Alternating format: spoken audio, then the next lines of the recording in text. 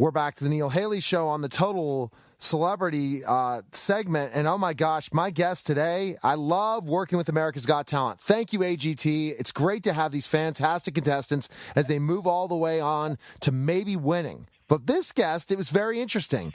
When I saw his background, I said, holy cow. I've seen him before in Pittsburgh a couple years ago, and I love The Illusionist. So I'm excited to welcome the program, Colin Cloud of NBC's America's Got Talent and The Illusionist. Colin, thanks for calling. How are you? Thank you for having me. Yeah, I'm great. Thank you. How are you? I'm doing fantastic. So tell me why America's Got Talent. I mean, The Illusionist is an amazing group of people. They are the most talented magicians, I believe, in the world. The way they perform all over the world, and they're so exciting. And I mean, why America's Got Talent? Tell me why you did that. Well, I think obviously being a Brit myself, and having the good fortune of performing in Illusionist, which is already, as you said, a well-established show, is great. But I think America's Got Talent as a show over the last few years has been growing, in that it now does actually do a great job of raising the profile of excellent talent. And I think to just have that opportunity to raise my profile, so that when people come and see The Illusionist live, they already know who you are, what you do. They've already bought into that. So when you step up on stage, they're ready to just experience it like a real person. And I think the stuff I do is always much better live anyway, as much as I love doing it on this show. It's the sort of thing that when you're actually there and a part of it, it's always much more fun. Well, I absolutely agree, Colin, and you'll build your brand. I mean, The Illusionist is a brand. If you win America's Got Talent, you will become the brand, and that may be one of the headliners of The Illusionist. Even though you're one of the headliners, it'll become like they're coming to see Colin. And then also you're looking at down the line, continuing to grow as a magician.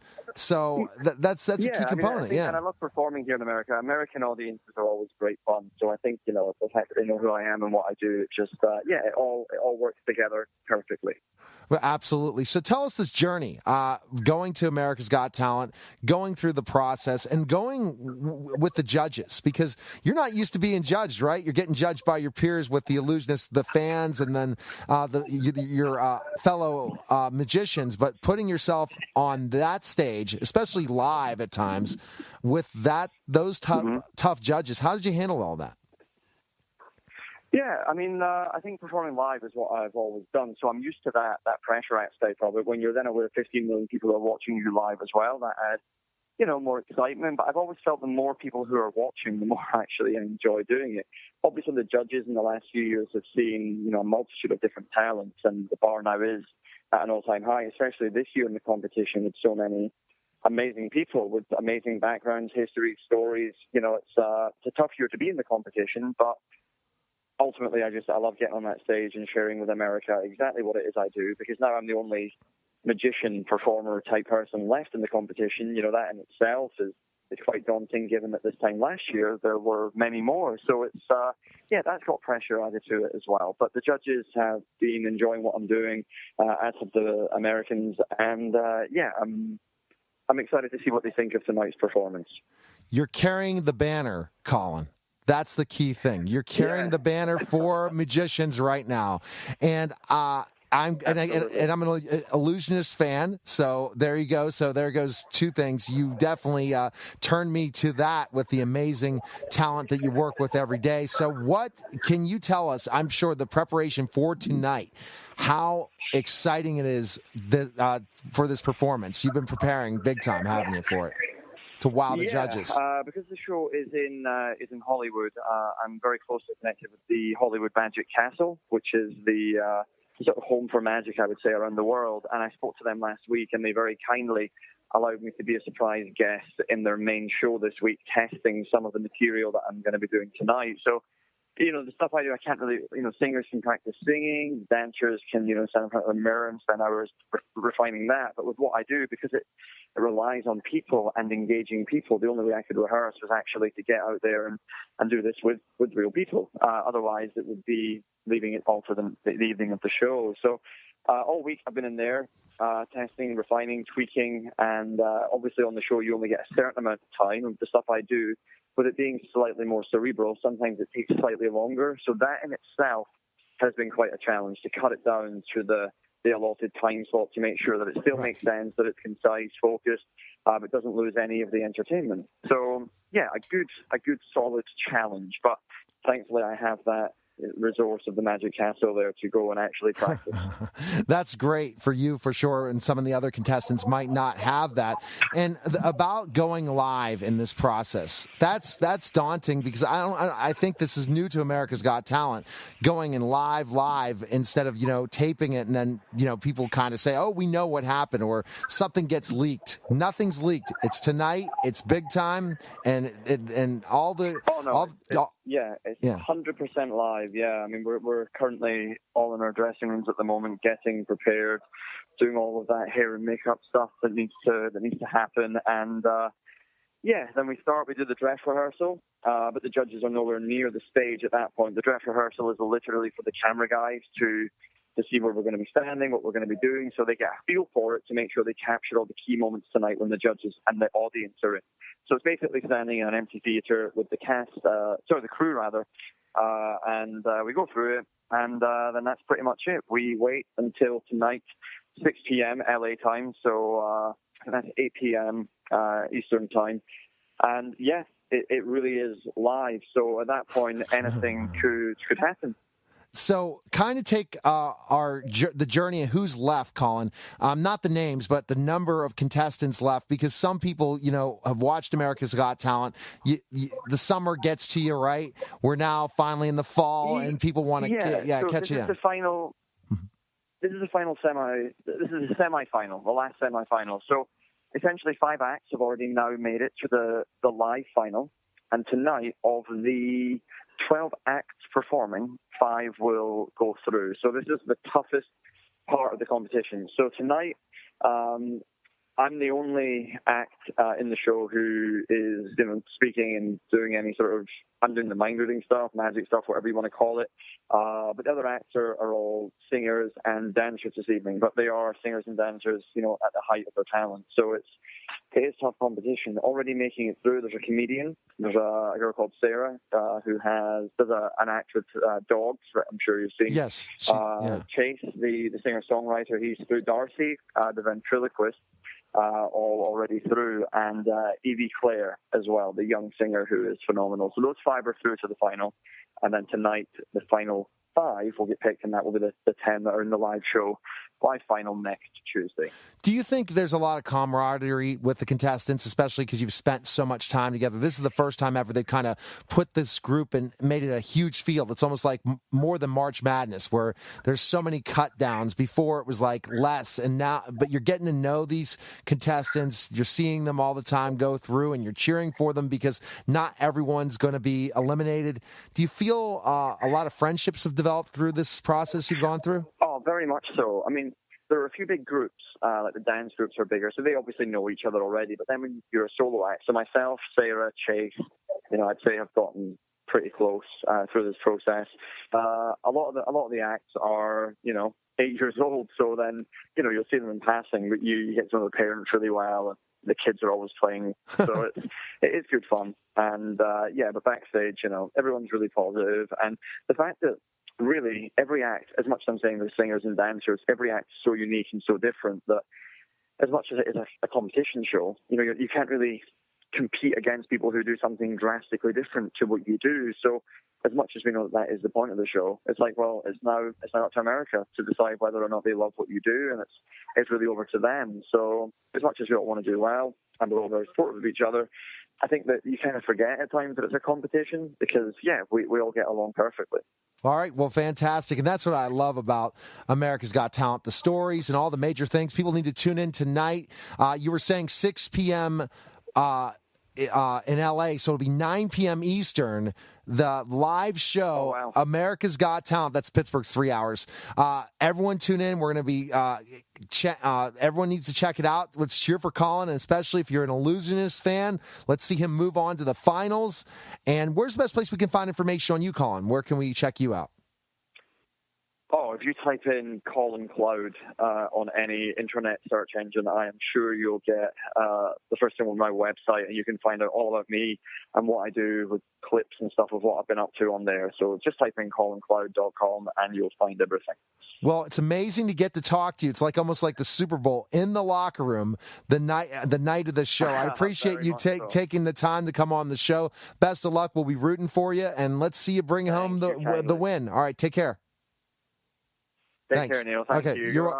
Bye-bye. You're listening to the Neil Haley Show, and we'll be back in just a moment.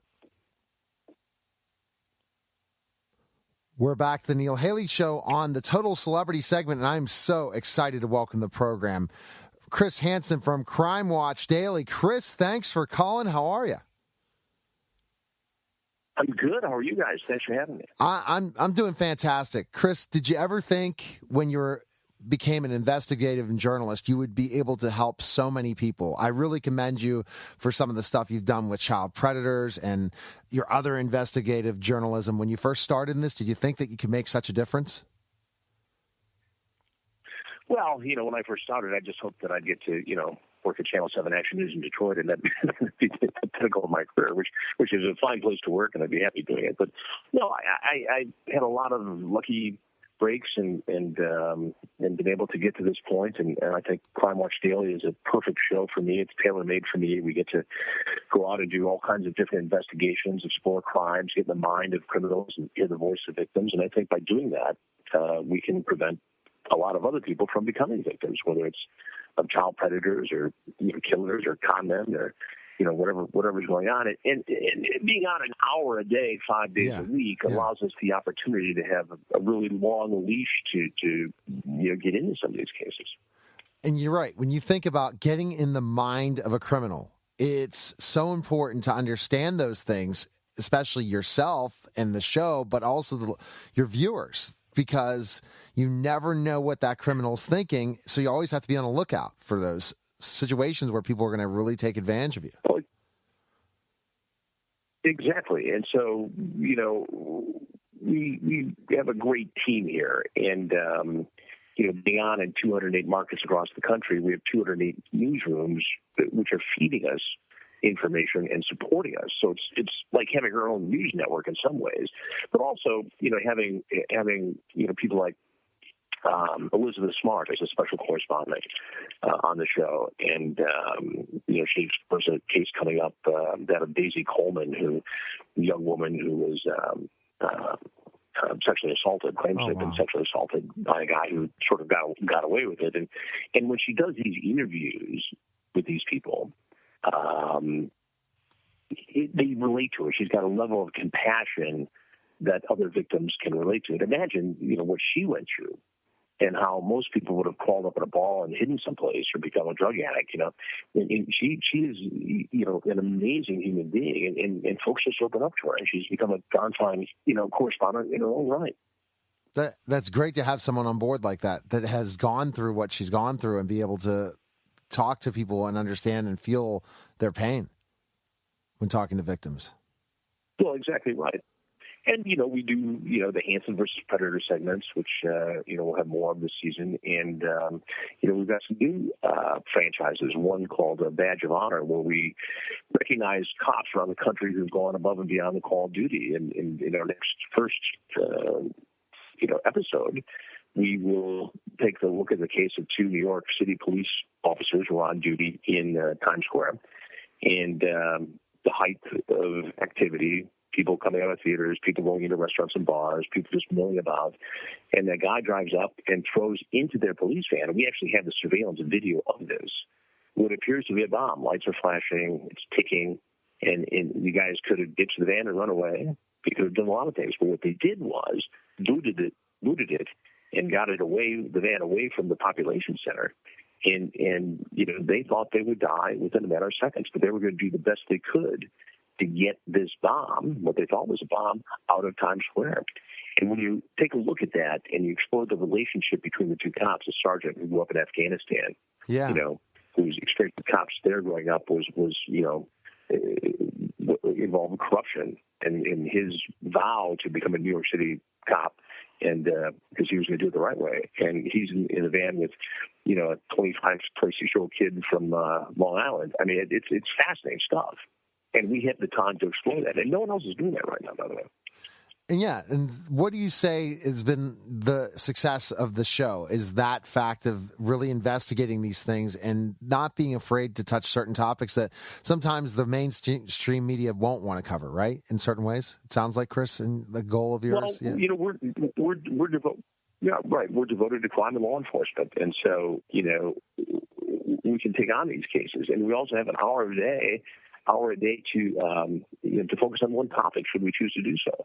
I mean, this isn't just we don't do 2-minute stories, and we do major takeouts on very important cases across the country, and we also get to do passion projects.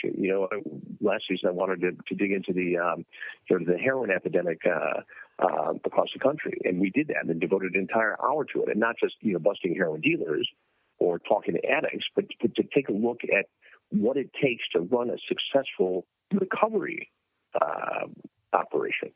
And we looked at human trafficking, and we're on sting operations to expose the traffickers. And so, to do that and to have the impact we've had has really been a great opportunity. I agree. And that's what I talked about, the good you're doing, because covering these stories, telling people about this, I never imagined this could happen, will make the victims, before they become victims, look and say, oh, I better be careful. Because the decisions, think about, in the news today, just kids and especially teenagers and young adults that are making these poor decisions that are ruining their lives in so many ways. And parents have no idea how to talk to them, to tell them, don't post that on social media. Don't get in conversations with people you don't know. And all these things that you've highlighted since you've been an investigative journalist, now, guess what? You're waking up in a longer segment and understand this to say, be careful. It's a scary world out there, right? Look, at the end of the day, I think what we do is, raise awareness and in some cases create a dialogue that didn't exist before. And I think that helps people. And I also think that the way we produce these segments, whether it's Crime Watch Daily or whether, it's my other show on Investigation, Discovery, Kill Instinct, we take people inside these cases. They see things they wouldn't normally see. They hear things they wouldn't normally hear. And we get to get into detail about them. Well, awesome. Fantastic. And so everyone needs to check you out. Where's the best place we can check you out, Chris, and stuff? Every day, check your local TV listings. Every day. Yeah. And if or you can very simply go to crimewatchdaily.com, and there's a place right near the top of the website where you can put in your zip code, and it'll tell you exactly where and when we're on. But we're on in every TV market across the country. And you like how you're walking around, Chris, and people have watched it at different times. That's nice that you're on every market in the country because you never know when it's going to air and who you're going to be able to touch. And then people just go to the website and they can check all that stuff out as well. And the terrible thing that we have to look out for is, you said, these pedophiles. You recommend parents really stay in tune to their computers, their cell phones, and all those things, right, Chris? Just to make sure they're monitoring these kids because their brains. Well, imagine when we started doing those. When we started doing those investigations, we really had decoys and chat rooms on AOL and Yahoo. Well, today there's been an explosion in the number of social platforms, and so what I say to parents today is that the cell phone at the end of the day should go on the family charging station in the kitchen and not on the nightstand, and you eliminate half the problem right there. Absolutely, because a lot of the dangers happen at night, right? When the predators are on, and they're just knowing that it's just constant. It's constant access. You need to turn it off at some point. All right. Well, thanks for calling, Chris. Best of luck and continued success in all your shows. Okay. Thanks for calling. Well, thanks for having me. I appreciate it. All right. Take care, Chris. Bye-bye. Bye-bye. See ya. You're listening to the Neil Haley Show, and we'll be back in just a moment. We're back to the Neil Haley Show on the Total Celebrity segment. I'm excited to welcome the program celebrity chef Jacques Pepin. Jacques, thanks for calling. How are you? How are you doing, chef? Okay, how are you? Thank you for having me. Absolutely, Chef. You must be just absolutely amazed when you started doing TV a long time ago and to see how popular cooking shows are in America now. I mean, it's just unbelievable how it's grown, hasn't it? Oh boy, that's just amazing, yes. And I mean, I've been in the kitchen almost 70 years now. So I tell you, when I came to America, which was over 50 years ago, the food world was very, very small. I mean, 1960, I met Julia Child and James Beard and Craig Claiborne who just started at the New York Times. And these were the trinity of cooking in America. And frankly, it was another world altogether. The food world was very, very small, so very different now. Now we are genius. I don't know what happened. Yeah, it's amazing with the cable news and cable shows and all the different things and the cookbooks, especially how many you've authored and had such great success. You probably didn't imagine that when you came to the United States, for sure. Your success, but also the success of people teaching other people how to cook.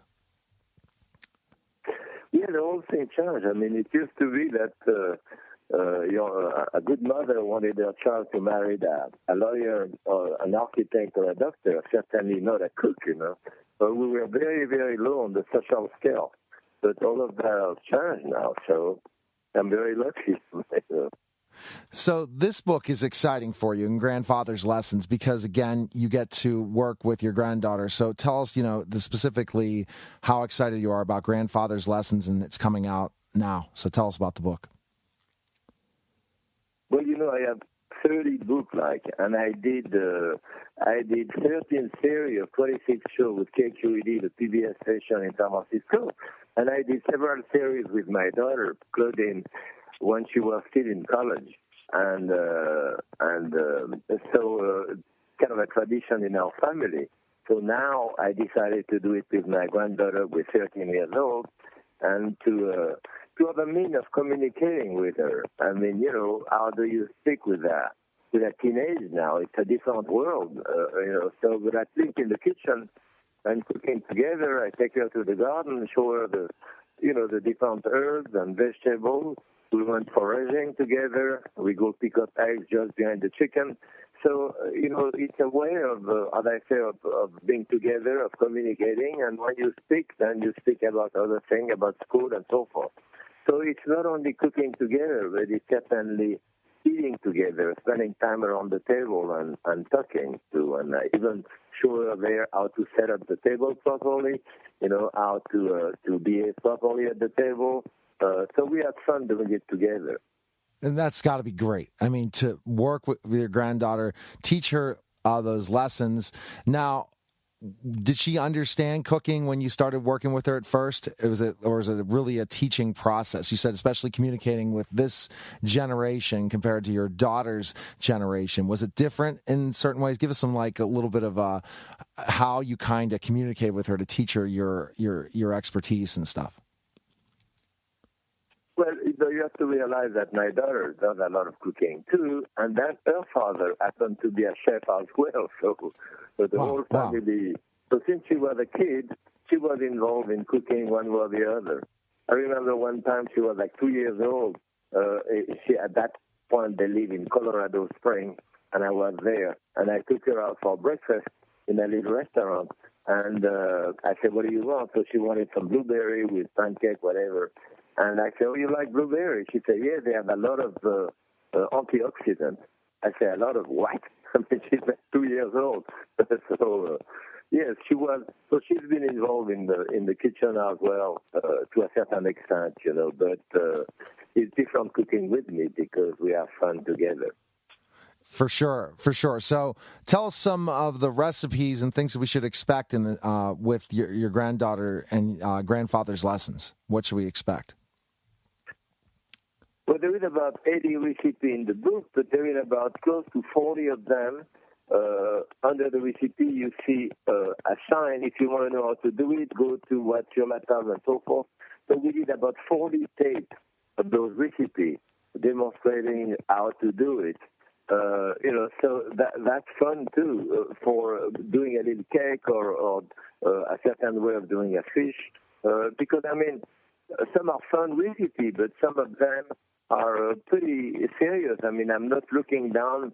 I made meringue. I made a lot of different little things in chocolate because she loves dessert. I show her a whole series of doing, doing decoration, like with, making a rose with the skin of a tomato and things like that. But, you see a strawberry shortcake. She has her hand in it. She does it under my direction. Likewise, when we did meringue. So it was kind of lesson taken back, and I wanted to understand the cooking, to feel comfortable with her, and certain recipe so that she could do it for her mother, or her father, or for me. That's fantastic. Yeah, for sure. And then once you see it, how she developed since you did the cookbook together, would you say is she on her way to continue the family lineage of cooking? Well, no, she's 13 years old, so she's interested in a lot of other things in life. I don't really think she's going to become a chef. Really? I mean, one day she wants to be an engineer, another day she wants to be a doctor, so I don't know what she's going to do, but all I know is that those memories that we had of cooking together, those memories of doing menus together and having fun in the kitchen, hopefully that will stay with her the rest of her life, and it's a kind of legacy, No, most definitely, Chef. Think about the opportunity to remember this of working with your grandfather, the famous chef, and and your memories with your granddaughter. That's fantastic. So, where can people pick up the book? Where's the best place, Chef, we can pick up the book? Where can we go? Well, the book is coming out tomorrow, actually, so it's going to be available in most bookstore. But we did it also for Sur la Table. Because I'm doing a series of different decorative spoon, fork, mug, plate, platter with Sur la Table with the decoration of my drawing, chicken, and so forth. So Sur la Table is going to, on their website, you will be able to see those DVD that we've done with Shari, which are in the book. Excellent. Wow. Okay. Everyone needs to check you out. Best of luck, Chef. You keep going. How many books do you think you're going to write in your career? Going to keep going after this, or are you already working on another one? Is that I don't know. This is like number 31 or 32, so you keep going. But as long as I'm hungry, I'm cooking. You love cooking, and you're living your passion, and that's fantastic. So thanks again for calling, Chef, and best of luck. Well, thank you. Thank you for having me. All right, see ya. You're welcome. Bye-bye. You're listening to the Neil Haley Show, and we'll be back in just a moment. We're back to the Neil Haley Show on the Total Celebrity segment, and I'm excited to welcome the program. We all know her from Legends and Fall and many other projects, Julia Ormond. Julia, thanks for calling. How are you? I'm good. Thank you for having me. Absolutely. You're really excited about this latest project, and always interesting things when we talk about REMEMORY, and you're with Peter Dinklage in this too. So it's a great cast of characters in this film, right? Tell us about it. It was really good fun. It was a very interesting piece. It's a film that's about a piece of technology that is invented that can take you back into the accurate events that are your memory.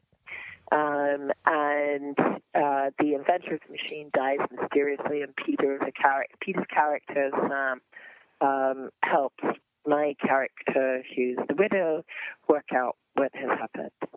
And that's an interesting thing. If we can go back, right? If we could decide, we could go back in time and look at things and remember things that we forget, because we forget so many things, Julia, in our lives, that we can go back to a specific point in a specific time period and say, when would we want to go back? When would you want to go back, Julia? To what time in your life to remember something that you might have forgotten? I think I came away from the whole experience of the story instead of feeling, no, I don't think it's a good idea to go back. There was part of it that the machine could become very addictive, that you could become locked in time, going back to one sort of happy memory, and that dilutes every other memory. that it could maybe serve certain purposes in terms of other people looking at your memory, but it kind of left you with a lot of respect for the human processing of events, but at the same time, it also kind of really brought home the fact that what we are going through as humans isn't necessarily accurate, and even if you do go back to accurate memory, you don't necessarily get full truth. And tell us about your character. You were talking a little bit about it, but a little bit more of how you prepare for this character. Well, she's a mom, and they, as a couple, you find out pretty quickly in the story. It's always kind of a little bit weird. It's like, what do I talk about? What do I not? They've lost their daughter, and so as a couple, they've gone through the grief of having lost a child, which I think must be the most awful and extraordinarily painful thing that couples can go through. And when you first encounter her, she's not particularly anchored. I get the sense that it's very much Gordon's life that they lead. He's the husband, and she has her work life and stuff that she does with animals and horses, but she's pretty isolated, and she withdraws in grief, and so the Peter's character comes in and helps her process it. But I think it's not just about the fact that he comes through the machine, it's also about him coming as a person into her life. And for sure, and thinking about the machine, Julia, and as you said, you don't want to go back. I don't know. I would kind of want to go back, but you're telling me after this film, we see this film, you wouldn't want to use this machine then? I don't know. I mean, everybody's going to have their own response to it. I think what I felt was that that the experience is pretty intense. I mean, there's a danger in having the experience be so intense. I'm sure there is something though for her that she gets a moment that I think is provided by the machine that is actually really healing. So maybe I shouldn't say I wouldn't go back. I think for her it's good, but I think she also feels it's dangerous. Yeah, and that dangerous part is especially when you reveal things that maybe you'll be thinking more about the past, Julia, than you were, and it can cause a lot of problems later on for sure. And yeah definitely. The film will be released by Google Play on August. It already was released on Google Play August 24th, and in theaters on September 8th. So, where's the best place we can find information on you, Julia, and stuff? Where's the best place we can go? Me? Yeah, on you. Well, I don't really know. I spend most of my time working on my nonprofit asset campaign. So that's where I would direct people to asset campaign, which is we do work to abolish forced labor in supply chains and encourage companies to clean up supply chain practices and work conditions all over the world. All right. Well, Julia, thanks for calling. Best of luck. And definitely, this seems very interesting. People need to definitely check it out. And I want to use the machine to go back and remember things I've forgotten. So that would be pretty interesting. So everyone needs to check that out. And thanks again for calling, Julia. All right. Thank you. Take care. Take care. Bye-bye. You're listening to Neil Haley's show, and we'll be back in just a moment. We're back to the Neil Haley Show on the Total Celebrity segment. I'm excited to welcome the program New York Times best-selling author of Maverick and Me, Catherine Schwarzenegger. Catherine, thanks for calling. How are you? I'm great. How are you? Fantastic. Now, Catherine, growing up in such a high-profile family, I'm sure that was a challenge, but also you learned so much in that journey, haven't you? Yeah, of course. I mean, I feel like I had a very normal upbringing and normal childhood, so I don't really look at, my experience and feel like it was crazy different than most kids growing up. But it definitely taught me a lot about, following my passion and doing what I love. And that's really what I think I've done with this book, Maverick and Me, is, finding that I'm passionate in animal rescue and wanting to write a book for children to create awareness around that was really important to me. Very, very, very true. So tell us about your personal story that led to the creation of this picture book. So I have always been a huge animal lover, and I started fostering puppies several years ago. And my last foster dog was Maverick, and I got him at 2 weeks old.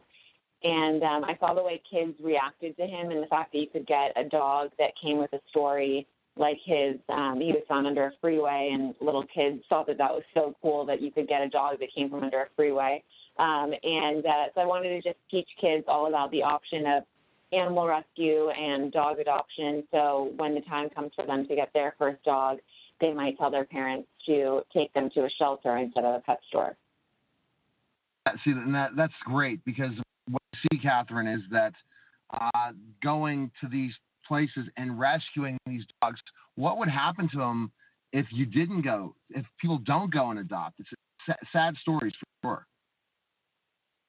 Yeah, I mean, there are a lot of sad stories, of course, that, where dogs have to be put down if they're not rescued just due to overcrowding in shelters. But a lot of shelters are really amazing because they are no-kill shelters. So, sometimes dogs will wait several years to get adopted, and that's where a lot of amazing foster work comes into play because, people take dogs in, whether they're puppies or they're, 5-year-old dogs or senior dogs. So there are a lot of amazing people doing great work to keep the animals happy. How does your faith play a part in the work that you do in caring for all of God's creation? I think I just was raised, obviously, as a Catholic, and to be able to, care for all God's creatures, whether that's people or animals. And so I just grew up feeling very connected to not only people, but also to animals of all different kinds. So, when I was made aware of fostering and animal rescue, I just became very passionate about it and trying to be a voice for the voiceless, because I don't think a lot of people take into consideration all the incredible animals that are available for adoption, and just being made aware of them, I think, hopefully will help a lot of the animals in need. In your book, you encourage readers to take part in the cause, even if they can't. What are ways that adults and kids can get involved if adoption isn't an option? Yeah, I think a lot of, I'm very aware that a lot of people aren't in a position to adopt a dog currently, but still want to help. So I wrote a letter at the beginning of my book just telling people that if you can't adopt, there are different ways that, you can help animals, whether that's volunteering your time, giving, different supplies. A lot of places need animal supplies and dog food, and of course donations, but also fostering. So if you have the ability to foster animals and take them out of shelters and be able to take them in your home temporarily, that opens up space in shelters for more dogs to be able to come in and be given a second chance at not only life but love. Again, this is a picture book. This is new for you, definitely. And ultimately, your hope is kids walk away after reading Maverick and Me. What do you hope for? And I guess also it being your first venture in a picture book.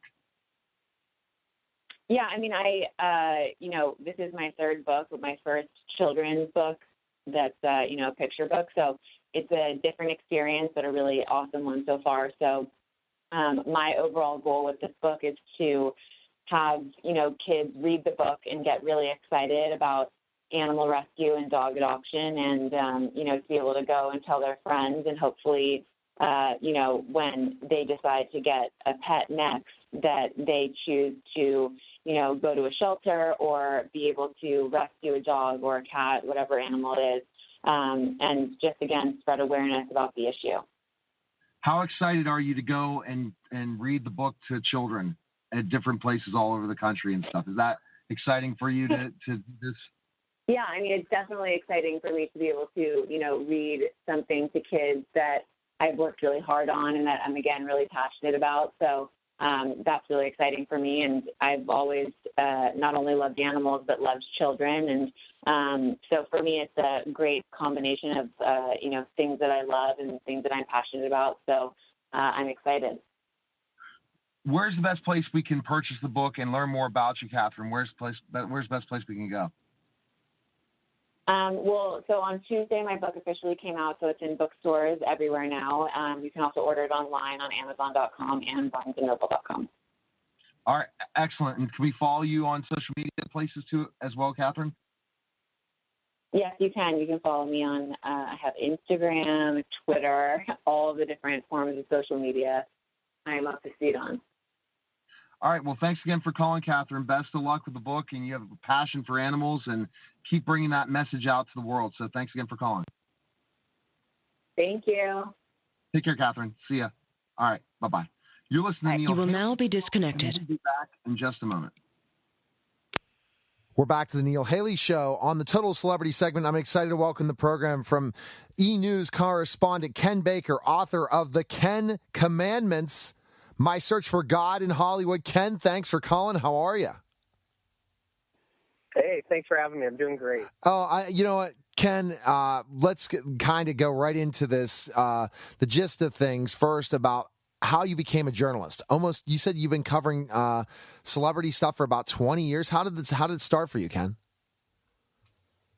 Well, out of grad school, I got my master's in journalism. I was doing newspapers at the time, and just on a lark, ended up coming out to Hollywood in the mid-'90s.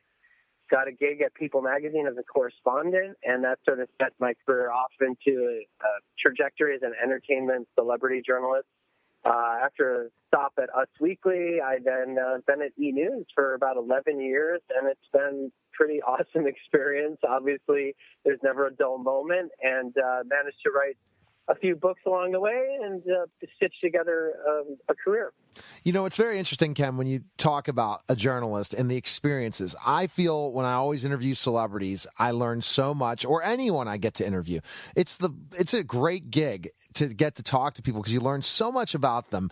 And especially in the celebrity world where you might think this celebrity's a jerk or this celebrity really isn't cool or, I don't want to talk to. And then once you get to finally sit down and talk with them, you really learn a lot more about who they are, don't you? Well, for the most part. I mean, look, there are, like any people or any subjects you're going to interview, some people are just bad interviews. Yes. They don't want to give you anything, or they can be hostile, or, have a bad attitude, they're having a bad day, and that certainly happens. But, I got into journalism because I'm interested in people. I'm interested in what makes them tick. I think that celebrities, they're usually a celebrity for a reason. They've been able to accomplish something that got people's attention, and that usually means there's something compelling about them as a personality. And it's always interesting to kind of scratch below the surface and find out more about them. And I've enjoyed it, and certainly there's always a few rotten apples in the bunch. Yeah, but, I'm sure.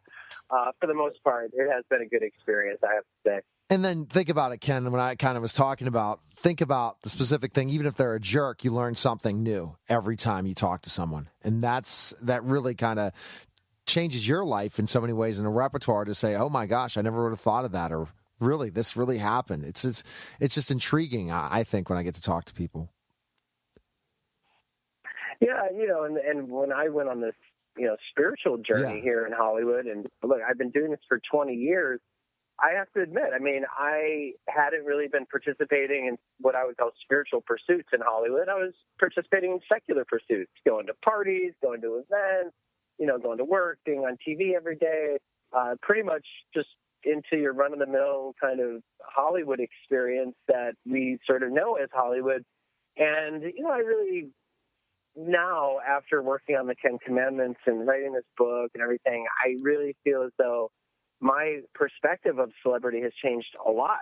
And, I've always had a good feel for celebrity and had good rapport with celebrities. But, being able to worship with them, to go to their places of worship, to learn meditation with them, to, see their psychics and kind of get into their shoes and understand this whole spiritual kind of renaissance that's happening in Hollywood right now that is illuminated in my book has been really fascinating for me, because I realized, whoa, this has been going on right in front of me. Yeah. And I was completely closed off to it, and it's had a lot of benefits for me personally. And that's when I talk about, you get to learn so much. And this spiritual journey, so Ken, it changed you. So before we get into kind of the journey I guess of talking to these, learning from these certain celebrities and how their faith journey in specific pursuit for God, how about yourself? That's changed, right, Ken? If you're kind of talking about, you learned, but it really changed you as well, and from these experiences. Yeah, and to be totally honest with you, I mean, the book is sort of part memoir, part reportage of me on this journalistic inquiry to see and experience what is going on in Hollywood right now. In today, a snapshot of all the spiritual pursuits.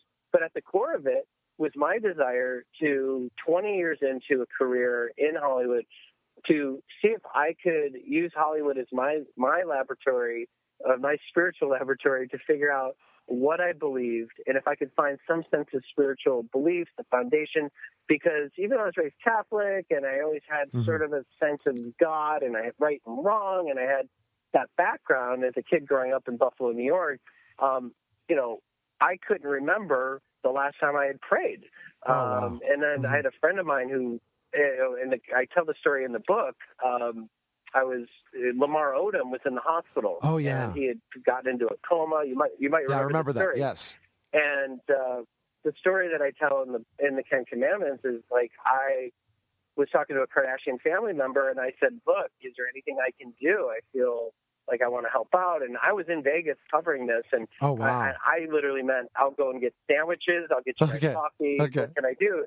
And this family member said, "Can you pray for Lamar?" Oh my! And I hadn't really prayed in a long time. I, really wasn't that person anymore. And I was like, okay, I don't think it's going to do anything, but I'll pray. So I prayed, and 2 days later, he gets out of the coma. And yeah, I'm not saying it was because I prayed or didn't pray, but I'm driving back to Los Angeles, and I'm wondering to myself, well, I can't say it mattered that I prayed, but I can't say it didn't matter. Right. The truth is, I have no idea. And it bothered me that I didn't really know myself spiritually to have an idea. And I want to have some sense of, well, what do I believe? And do I pray anymore? And who am I praying to? And is there a God? Wow. And I became determined to basically find my sense of God, rediscover it in the very place I had lost it, which was Hollywood. And that's the whole story that I tell in the book. And then through that pursuit, you'd run into different celebrities and their faith journey and what they believe, and look at a lot of different faiths. Yeah. Right? That's the great thing about this book, Ken, is you're not. Right. A lot of people opened. Yeah, a lot of people opened up to me. Sorry to interrupt. A lot of people opened up to me, let me inside their very private world. I went to Bible study with Gwen Stefani. I have a whole chapter on that.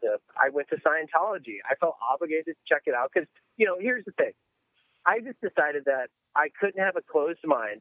I needed to have an open mind. I couldn't have a closed heart. I had to have an open heart because I really wanted to be open to any sort of answers. And, what I really found is that, now, a little bit of a spoiler alert. I don't become a Scientologist.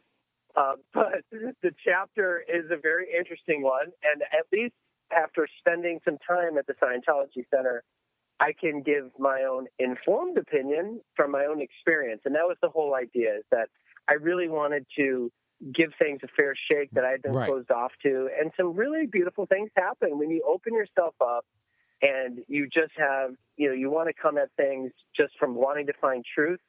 What I've sort of realized, and maybe it's because I'm a journalist or whatnot, but to me, God is truth. And, if you seek answers, you ask questions, you'll get answers, and therein lies everything that you need to know. And sometimes it's just asking questions. I spent a year asking those questions, and it really took, trying a lot of different things to figure out what I believe, and that meant going to Brad Pitt and Angelina's psychic and not being quite sure what she was talking about to, having some very spiritually moving moments, learning meditation and studying spirituality with Deepak Chopra, Oprah's guy. And that being a very transformative experience for me. So, and also rediscovering the Bible and what that can mean in my life through going to Bible study. So, it's been a tremendous thing. I still am on a journey. But I definitely made some. I just hope that people who read the Ten Commandments will be like, I'm going to do my own version of, the Mark commandments or the Jill commandments. Yes, great. Whatever. Yes. I think it's never a bad time to go on your own spirit quest, to really redefine your faith, figure out what you believe. I think it provides a foundation for all of us, and I really do think that we all, inside of ourselves, even if we call ourselves an atheist, and I do talk to celebrity atheists in the book. Oh, wow. Yeah. Even if we're an atheist, we have spiritual components. feelings. Yes, true. We are spiritual beings.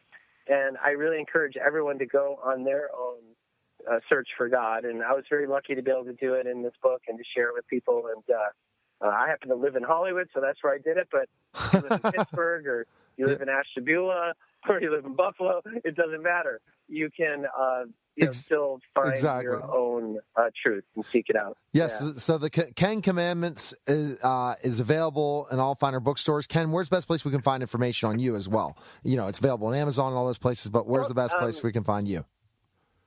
Yeah, you can go to Amazon, obviously, to the book, but you can learn more about me and my book and other books I've written at KenBakerNow.com. I'm on social media everywhere at Ken Baker Now. I'm on it maybe too much, so you can definitely reach out to You me. have to be, right? But, yeah, exactly. But anyway, yeah, you can go to KenBakerNow.com and learn more about me and my journey, and I hope people really enjoy the Ken Commandments. And like I said, it's not just about me and my story, which the more I talk about it, I find it's very relatable. A lot of people do relate to that sense of being not sure what they think and kind of wish they had the time and wherewithal to explore different spiritual experiences. And luckily, I was able to do that, and it's been a really amazing thing for me. All right, Ken, thanks for calling. Best of luck, and great story for sure, and that spiritual journey you're under, and especially to get to hear all these other people. People definitely need to pick up the book. Thanks again for calling, Ken. Thanks. All right, take care. Bye-bye. You're listening to the Neil Haley Show. We'll be back in just a moment. We're back to the Neil Haley Show on the Total Celebrity segment. You can check me out on Twitter at TotalTutor and NeilHaley.com. And I'm excited to welcome to the program Derek and Taylor from The Bachelor in Paradise. Derek and Taylor, thanks for calling. How are you? Good morning, Neil. Great. Well, fantastic. Now, first question goes to Derek. Did you think you were going to be able to get to the finalist couple? Did you think it was going to happen when you first started this journey on The Bachelor in Paradise? In Paradise, I was pretty sure I was going to go home on day 2. I drank a little too much on the first night, and I was not expecting anyone to forgive me. So. But he was really sweet about it. The next day, he went around and apologized to all the girls, and was very apologetic for having one too many. So thankful to be here now. How about you, Taylor? What did you think? Did you think you would get as far as you're right now? No, I thought I was ready to leave at any moment as soon as I felt like there was going to be any drama, or I felt like if there wasn't anyone there for me. She was worried that the Corinne thing was going to happen again. And so. Yeah, so I was like, that's not why I'm here. If there isn't someone I'm interested in or that's interested in me back, then, I'll leave. I don't need to be here. So thankfully, by the first rose ceremony, Derek and I had sparked a connection. Otherwise, I probably would have left. Now, Derek, what did you learn from The Bachelorette to now to kind of understand and try to find love in certain ways from the first time to now, and how you accept the drinking problem? Yeah, right. The funny thing is I don't really drink that much, so that's really what it was. It was very apparent that he didn't drink very much. Yeah, I wasn't used to that, But, the biggest thing for me was the first time around I was so nervous to be on camera and, so worried about how to handle myself and how is this going to happen. And so this time around it's just, a lot more comfortable and way more fun because it's a lot more of a relaxed environment. Yeah, we're just hanging out on the beach versus, being stuck in hotel rooms with the same people. The first time, it's a bunch of guys who are basically trying to beat each other up and cavemen drag the girl back to their cave. God. And so this was more like a bunch of friends on the beach, which was way more fun. And I'm sure the same thing for you, Taylor, from The Bachelor season 21 and the issue with Nick to now. What do you think you're doing differently, especially this to find Derek on this show and seeing how you need to kind of interact in a way. Same thing on camera at first from doing the Bachelor. Things have been different in this way. Would you? Yeah, I mean, I definitely learned a lot about myself from doing Bachelor. A lot of very tough but important life lessons, I think. I'd say almost kind of the opposite of Derek, just in that going on Bachelor, the cameras didn't really bother me. I was very uncensored and unfiltered, and going into Paradise, I was a lot more tentative with the things I said and was a lot more scared and filtered. But when it came to, cultivating that connection, I was like very open-minded to that. And Derek wasn't someone that I went in like wanting to meet at all. In fact, it was the opposite. I kind of wanted to avoid him. But just staying open-minded to having that possible connection with anyone, I think helped. So Taylor, why Derek? What you said that wasn't the kind of person you were looking for when you got on the show. Neil, come on. Just, he wasn't, there was like things with a mutual friend, and he just wasn't someone that like I was expecting to even like or be attracted to, and then, I was kind of slightly mean to him at first. He was trying to play volleyball with me, and I was like, can I get a different teammate? Like, I don't want you on my team. But once we first started talking, we were literally in a cabana for like 3 hours talking, and that was so refreshing compared to the conversations I had been having with everyone else. So it just really made him stand out. And then from that conversation, it was just a lot of talking that we did. Yeah. Derek, do you think that's an important part of really getting to connect with a woman is talking to them to see if you have similar interests in certain paths and ideas? You think that's an important part of it? Well, it's boring to say, but I'm very interested in like strong, in smart women. So that's like was my test is like, is she gonna throw some BS back at me when I make some sarcastic jokes? Which, as we know, she was like, can I get a different partner for volleyball? So she right there, I already knew that she was like a tough cookie. Mm-hmm. And then, she's just very indulgent, and that's super sexy to me. So that was the important thing that, happened through our conversations that I saw very quickly. And I think, communication is one of the She's most important things. She's going to tell you how smart she is right now. I think that's No. Just our style of communication has definitely been something that's been shown on the show, and I think, how you communicate with one another in a relationship is extremely important. I mean, it can make or break, whether or not you're happy or that the relationship is successful. So, I mean, thankfully, we had a lot of time in Paradise to talk and get to know each other. We're around each other constantly. So and make out too. Yeah, a lot of make out up until the fantasy suites, which is on Monday, where we finally stopped talking for a little bit. And that'll be so. And I guess the talking communication for people, guys out there, if you want to pull a girl like Taylor, you have to make sure that you listen. Is Derek a good listener? Yes. Because that's important. He is. No, he's an incredible listener. He's so patient. He mindfully listens to everything I say and is always very engaged. What's that? Always engaged in our conversations. So it makes a huge difference. And Derek, where did you learn that? Because many guys don't listen to their women. So that's another tip out there, guys. If you listen to your woman and you listen to their needs and wants, you're going to be a happy guy, right, Derek? Yeah, you can listen. You just don't always have to do what they want. If that was the case, I would be like, Taylor would want breakfast in bed every day. She's, I don't already get that. You pretty much do. No, I don't know. I my mom is is a strong figure in my life. I'm a mama's boy, so because of that, she is very.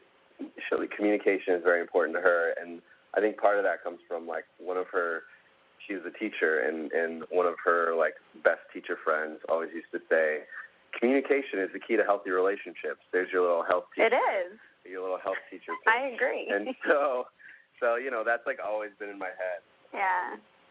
Well, Derek, Derek, it's good to be a mama's boy because you'll find the right girl at one point, and we'll find out again if you guys are going to win. Tune in Monday night, 8 p.m. Eastern, ABC. But can we follow you guys social media-wise?